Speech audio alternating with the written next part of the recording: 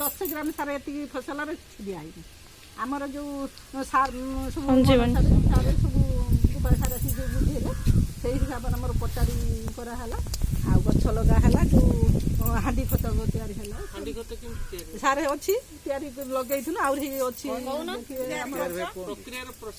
Process ହେଉଛି ଆମେ ଗୋଟେ ଆଗରେ କରିଥିଲୁ 15 କିଲୋ ମୁତ ଗାଈ ମୁତ, ଆଉ 15 କିଲୋ ଗୋବର, ଆଉ ତା ଦେହରେ 15 କିଲୋ ପାଣି, ଆଉ 500 ଗ୍ରାମ ଗୁଡ଼ ଦେଇକି ତାକୁ ଗୁଳେଇକି ଗୋଟେ ତାର ସେ ନନ୍ଦାରେ ଦେଇକି ତାକୁ ବାନ୍ଧିକି ତାପରେ ଗୋବର ମିଶିକି ତିଆରି ହେଇଥିଲା। 5 ଦିନ ଖୋଲା ହେଲା, ସେଟା ସବୁ ତଳିର ଦିଆହେଲା। ଆଉ ଗୋଟେ ଯେଉଁ ସଞ୍ଜୀବନୀ ହାଣ୍ଡି ଖତ ଯେଉଁଟା ତିଆରି ହେଇଥିଲା, ଇଏ ଯେଉଁ ଆମର ହେଲା ଇଏ ଯେଉଁ ଲିମ୍ବ ପତ୍ର ଗୋଟେ କେଜି,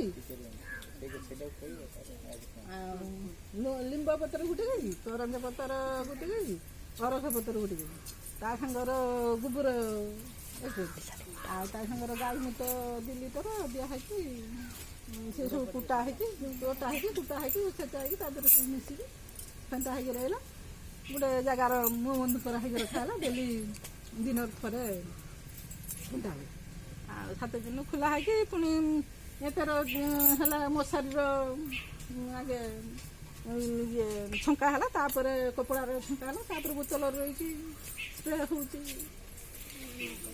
ଗଛର 2-4 ଦିନ, କେଉଁଦିନ 7 ଦିନ ଯେତେବେଳେ ଫାଙ୍କା ହେଉଛି ଆମେ ସ୍ପ୍ରେ କରିଦେବୁ। ସେ ଯେଉଁ ସ୍ପ୍ରେ ହେଉଛି ସେ ଯେଉଁ ରୋଗ ପୋକ ଦୁଇଟାକୁ ନିୟନ୍ତ୍ରଣ କରିବା ଯଥେଷ୍ଟ ହେଉଛି। ହଁ ସାର୍ ହେଉଛି। ଗଛ ପରିବର୍ତ୍ତନ ଯେଉଁଦିନ ଆମେ ସ୍ପ୍ରେ କରିଦେଉ ତାପରେ ଗଛ ସବୁ ପରିବର୍ତ୍ତନ ଦେଖାହେଉଛି। କେତେ ଦିନ ପରେ ଧର ସ୍ପ୍ରେ ହେଲା ମାନେ କେତେ ସମୟ ତୁମେ ସେ ଫଳଟା ତୋଳିବ ନା ସେମିତି ଆମେ ତା ପରଦିନ ତୋଳିଦେବୁ। ସେତେବେଳେ କହିଲେ ସାର୍ କହିଥିଲେ କହିଲେ ଏଥର ତ କିଛି ଏତେ ବିଷ ଜାତୀୟ କିଛି ନୁହେଁ, ଆଉ ସେଥିରେ କିଛି ନାହିଁ ଯେ ତୁମେ ବିଷ ଦିଆହେଇଛି ଯେ ଫଳ ତୋଳିବନି। ଆମେ ଆଜି କହିଲେ ବି ଆମେ କାଲି ତୋଳିଦେବୁ।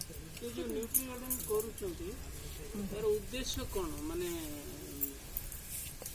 ଉଦ୍ଦେଶ୍ୟ ହେଉଛି ସାର୍ ଆମେ ବୁଝେଇଦେଲେ ଯେ ସାର ବିଷ ଖାଇବାନି, ଆମେ ଖତ ସାର ଦେଇକି ଏଇ ଜିନିଷ ଖାଇଲେ ଆମ ଦେହ ପାଇଁ ଉପକାର।